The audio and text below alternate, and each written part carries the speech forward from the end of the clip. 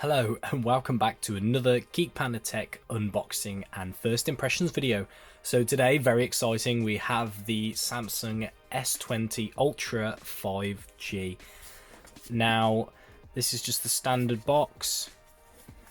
Nothing really on the outside, just the name there, Samsung Galaxy S20 Ultra 5G.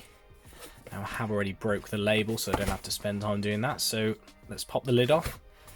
And then first things first, we're greeted by the phone, and it is massive. Let's just peel that out of there. Have a quick look around. Now that camera bump is absolutely huge. I don't think I've ever seen anything protrude from the back of a phone quite as much as that. But it does feel good in the hand.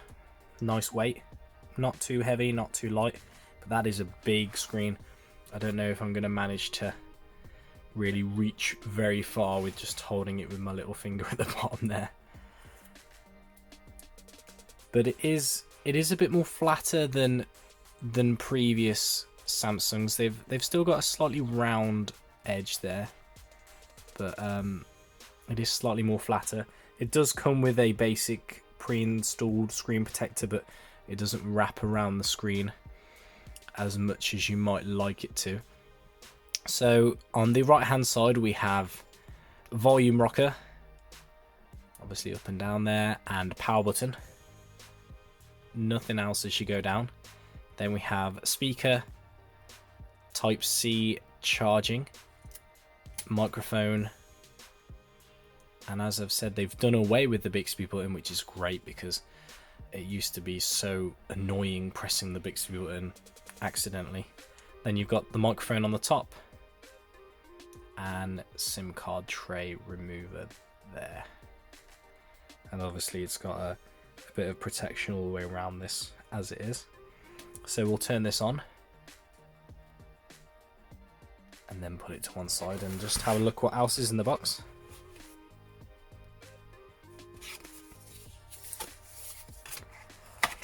So as I'm sure if you've already watched this, if you've already seen videos on the S20, you'll know that this comes with a 25-watt charger, but the S20 Ultra is capable of charging at 45 watts. Now, from what I've seen, it's not that much faster, but it charges about 10% faster in the first 30% of charging. So, and this is the first Samsung that I know, the first Galaxy line, excluding the Note, that comes with a USB-C charger out of the box rather than a USB-A, which is how things tend to be going now.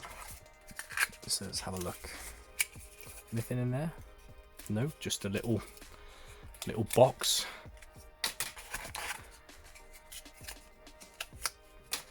Then we have the USB-C to USB-C.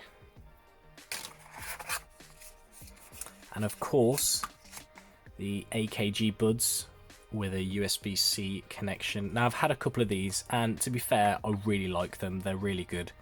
I'm not sure how much I'm going to be using these, though, because I've now pretty much exclusively moved on to wireless earphones, but they might be great to just keep in my bag, just in case I ever get caught out. And I think that's it. I was hoping that I would get a USB converter to plug it into another phone, but I guess now that you've got a USB to USB-C, USB-C to USB-C even, you don't need any of those connectors anymore, to be honest. And lastly but not least, in the top you've got your SIM card tray remover there, and just your quick start guides and warranty cards. So let's delve into the phone a little bit. So we're English, UK, yada yada. We'll skip. Okay, so after that quick little interlude, we're back, and it's all been set up.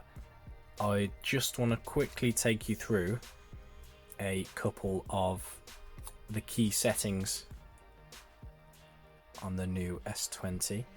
So in display, we now have 120 Hz refresh rate, and as you can see there, it just gives you a smoother, more faster experience, which I can't comment on yet, but I'm sure over the coming days, once I've been using this phone a bit more, I'll be able to offer a bit more of an opinion on that. And you've also got a nice dark mode now, which I'm sure a lot more people will prefer. So it's one thing to note, that you can't use the 120 refresh rate in Quad HD Plus. It will just go back to the 60 Hz instead. Now, quickly before I go, let's have a little look at the camera. It's just more print in the background, that's great. So I quite like the look of single take on the new S20, which should offer a selection of videos, photos, all in one go. And then when you just press stop, in your gallery there, we've got a selection of what it thinks is the best. It's got a little fast video, adds a little bit of music onto it as well, that's pretty cool. It's got the whole video, and then it's got a photo as such, and that quality is rather incredible. But it does focus onto the center of the screen more. You can see it, well, maybe you can't quite see just there, but it tends to blur out a little bit on the edges and just focusing more onto the center. But I'm really looking forward to giving this camera setup a real in-depth look at. And just before I go, we'll have a look around the camera. So you've got your 100x space zoom just there. From what I've seen, this works well up to the 10x optical that is supplied. You've got your 108 megapixel main sensor there. You've got your 12 megapixel wide angle sensor, flash, and depth sensor, and macro just there. And before I go, let's leave you with this. Beautiful. Have a great day. Please let me know any comments down below, and I'll be doing a review video very soon. Thank you very much, and see you later.